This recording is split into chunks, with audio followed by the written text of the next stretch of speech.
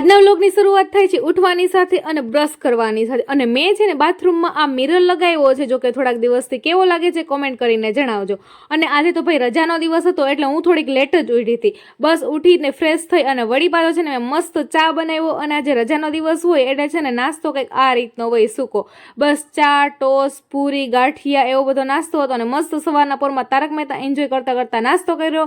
અને બસ પછી અમારે છે ને બહાર જવાનું હતું થોડાક કામથી એટલે વળી મેં થોડીક એવી સ્કિન કેર કર્યું અને આ મસ્ત ટોપ પહેરીને તૈયાર થઈ ગઈ. અને મારા છે ને ઘરની બાજુમાં એક મસ્ત વડાપાવની ન્યૂ શોપ ઓપન થઈ છે. તો બસ પછી હું આજે ગરમા ગરમ વડાપાઉં ત્યાં ખાવા ગઈ અને સાચી જ વડાપાઉં એક નંબર હતા સ્વાદમાં. અને વળી પાછું કામ પતાવીને ઘરે આવતા હતા ને તો રિટર્નમાં આ ટ્રેન અમને રસ્તામાં નડી ગઈ અને બસ ઘરે આવીને છે ને લેટ પણ થઈ ગયું હતું. અને અમે છે ને નાસ્તો કર્યો તો વડાપાવનો તો એટલું બધું કાંઈ ભૂખ હતી નહીં એટલે બસ પછી મસ્ત મજાની છે ને સાદી અને સિમ્પલ મેગી બનાવીને એન્જોય કરી રાત્રે.